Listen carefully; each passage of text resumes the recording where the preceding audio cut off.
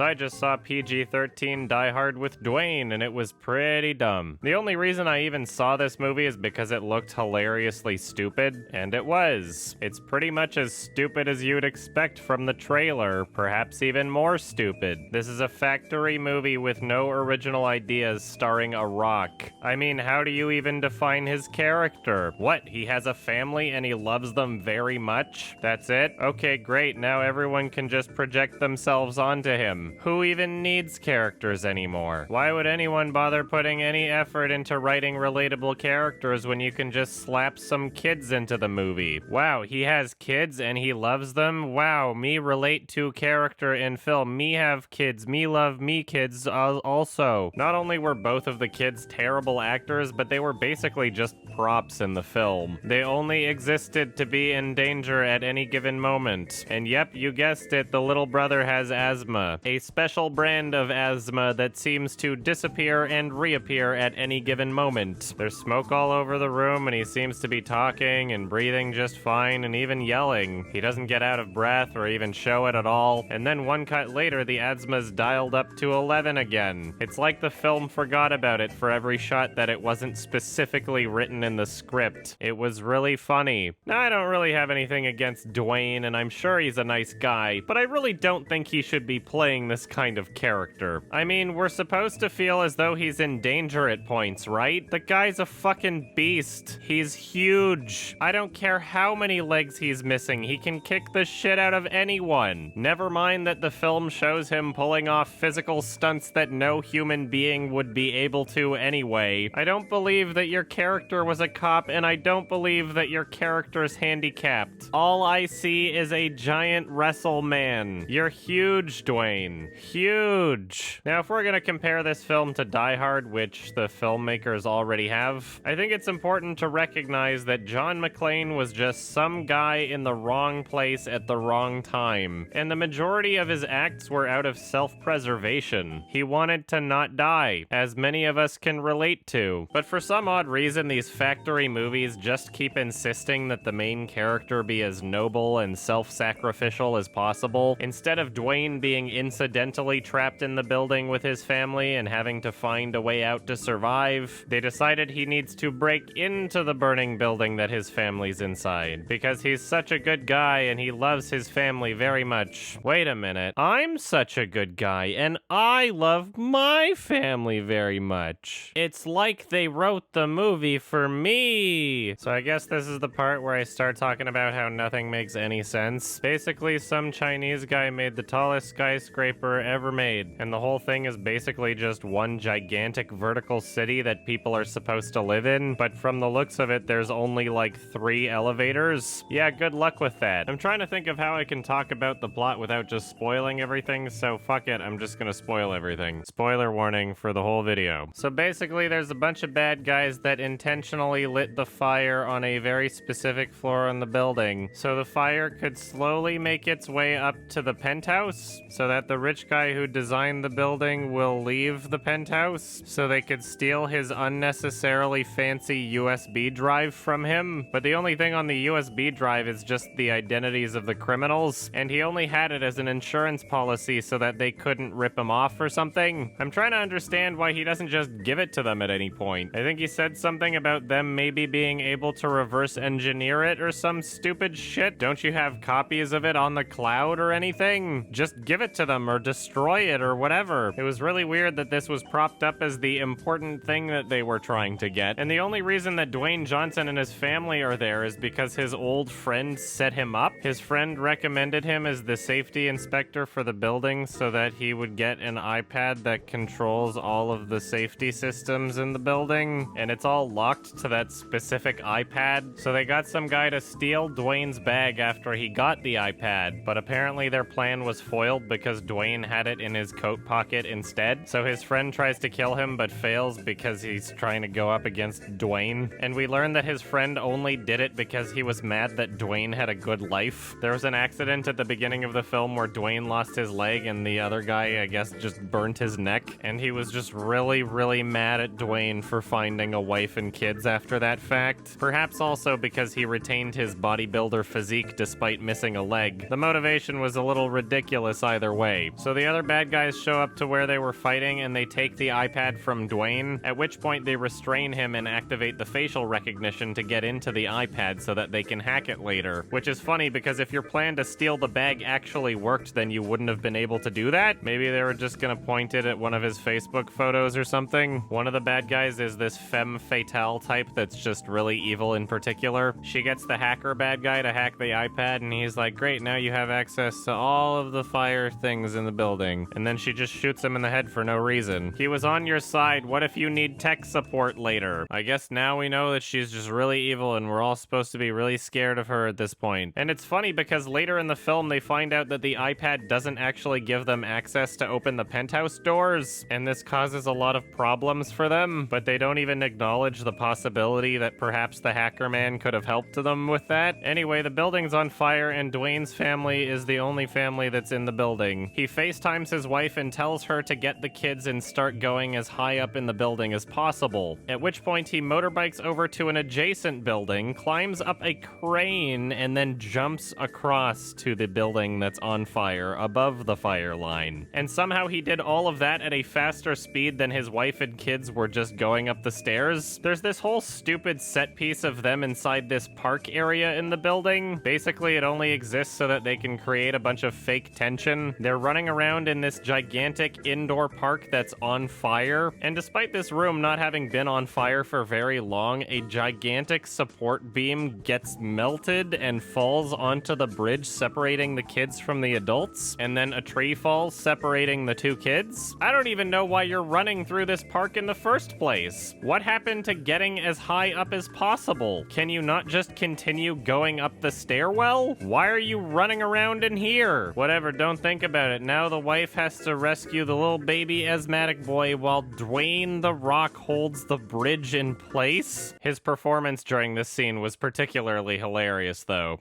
I can't hold it anymore. To be perfectly honest, I think that most of Dwayne's dialogue in this film was just random grunting. Yeah!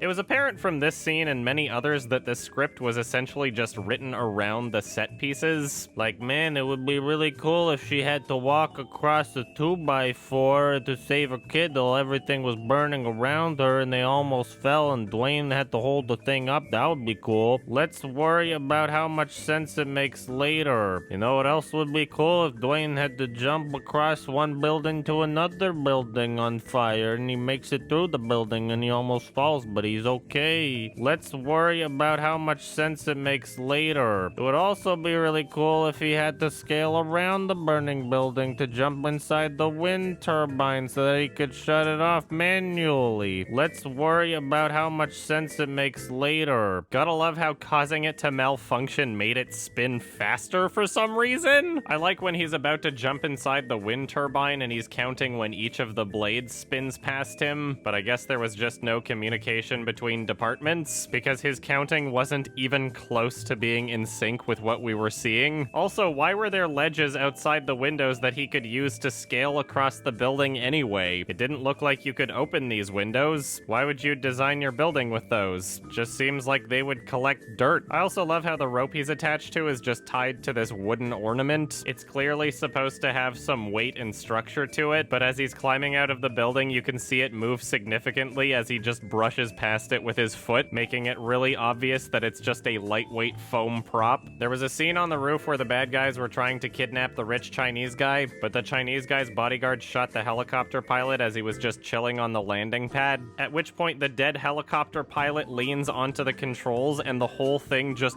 barrels into them. How did it go from parked to full speed in half a second? I think they just thought it would look really cool and didn't really worry about how much sense it would make. There's also an incredibly limited amount of parachutes that the bad guys brought with them, and you'd think there would be a lot more considering how many henchmen they brought. All of these guys trying to kill Dwayne's family know they're in a burning building, right? Did they not get the memo? Hey, you know, it'd be really cool if there was a huge action shootout scene in a gigantic, expensive hall of mirrors. Let's worry about how much sense it makes later. Basically, there's this gigantic room with all of these crazy crazy mirror panels popping up out of the floor. And I guess they're not just mirrors, but they're super high quality video projections of the room itself. And so it's all very confusing and doesn't make any sense. We get introduced to this room at the beginning of the film, and it's supposed to be this gigantic attraction that people from all over the world are going to flock to. Again, there's like 3 elevators, and this is at the top of the building. And this billionaire genius thinks that people are going to visit from all over the world just to see a really expensive hall of mirrors. It's kind of fucking stupid, and it very clearly only exists so that they can have a shootout in this room later. Oh no, that wasn't a guy that I shot at, that was just a mirror. Oh no, it turns out that they're actually over there. Oh no, stab, stab, shoot, bow, pow, pew, pow, chicka.